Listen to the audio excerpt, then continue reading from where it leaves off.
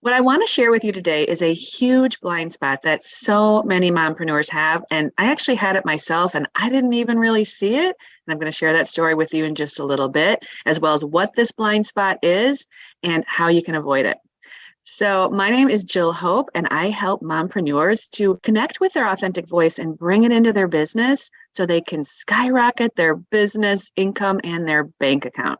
And I have a brand new free gift for you that can help you create a deeper understanding of what specifically you can do to skyrocket your business and bank account this year. If you're a mompreneur and you feel stuck or your money flow is just not happening, or you feel kind of small or stagnant in any way whatsoever, this brand new gift is going to help. It's a free masterclass that I used to charge for, and the link is right down below. Okay, so let's get into this blind spot. So I was interviewed for a podcast just a couple days ago, and we were talking about the authentic voice and how mompreneurs get in their own ways and some of the mistakes they make. And the podcast interviewer asked me this question, and she said, Jill, you've always come across as very authentic. And she's someone who's actually been on my email list in my community for many, many years. And so she was wondering, where was my disconnect with my authentic voice, and where was I not bringing that into my business? Because one of the reasons I talk about the voice and bringing it into your business to make more money is because that's exactly the experience I had. And now I spot where women are not doing that. And it's just incredible what can happen, what can shift when you start to fully connect with your full authentic voice. So when she made that comment, I said, well, what I had discovered is that I would overanalyze every single post or email or video script that I was about to make. And I would edit and I would censor, and it would take me a really long time to get an email out. And what I realized is that anytime I started doing that, my emails they were fine.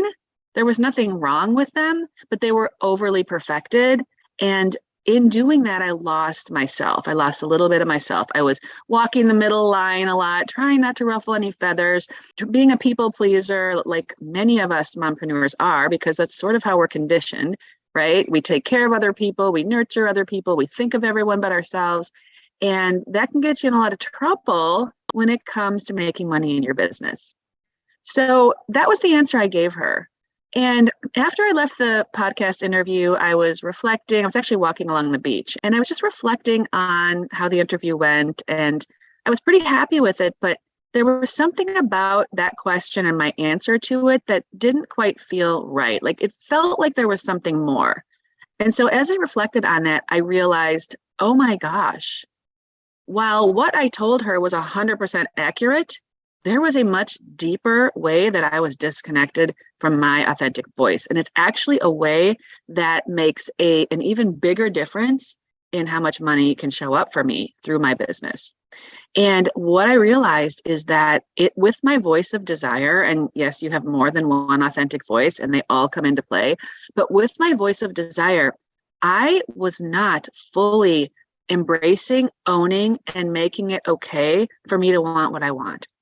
In fact, I was in a session with someone a couple days later. This is just bizarre how it happened to show up for me. She had asked me a question about what do I really want? And that's something that I have sat with actually for a whole year, for an entire year, to get to know who I really am and what my authentic voice is. I sat with the question, what does Jill want? And what I realized and what I started sharing with her was this really, what I see as a really big thing. And it's something that has driven me ever since I was a little child. And I was telling her about this. And I said to her, now this sounds really catty. That's how I prefaced it. And I shared with her what it was. And then I explained and justified why I wanted it. And she said, it's interesting, Jill, because I asked you what you wanted, but I didn't ask you why. And so I had this need to justify. I had this need to preface what I was going to share with her with, well, you're probably going to think this is catty. So obviously I wasn't fully owning and embracing that big desire I had. And here is how this ties into your money. If you don't really own inside, like internally, really make it okay for you to want, whatever it is that you want, then within your being, there will be resistance to create the money that would allow you to have that. Because if you think there's something wrong with having that, subconsciously, you're going to block yourself from having that money. Because if you have the money to get it, then you're in a big problem, right? Because now you can get the thing that you don't really think you should have. So it's far easier to not earn the money that you need for that thing and remain without it. And so if you really want to get that thing you desire, whether it is the ability to take your family on some amazing vacations, or give your kids wonderful experiences, or pay for a certain school that you really want your children to go to, or upgrade to a larger home, or move to an area that might be more expensive but that you've always been dreaming to live in, or any experience that you are desiring. If you don't fully believe that it's okay for you to have that, and if you don't really give yourself permission all the way without having to justify why you want it, then you probably have this block. And it's a money block, and it will keep your sales smaller in your business. It will keep unexpected gifts that could come in and money through other channels. It will keep those pinched off, and you just won't have the flow that you could have once you fully embrace your desires. So this is what I discovered, and I invite you to reflect on this for yourself.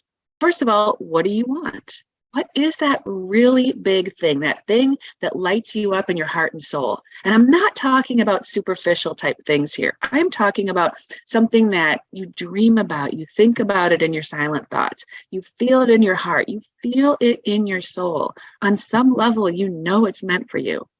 That's the kind of desire I'm talking about.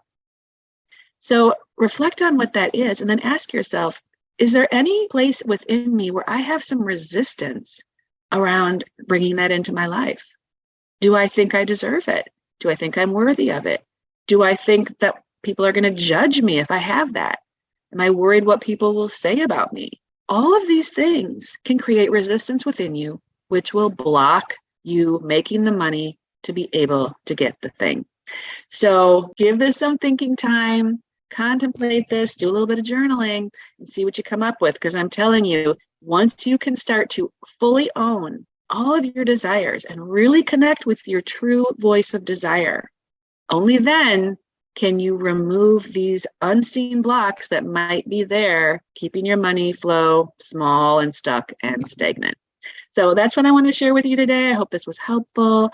I'm Jill Hope. Be sure to get that free gift that is really going to help open up your mind to some of the ways that you could be blocking yourself, as well as some of the opportunities to create more, to expand and create greater money flow in your business. Until next time, bye for now.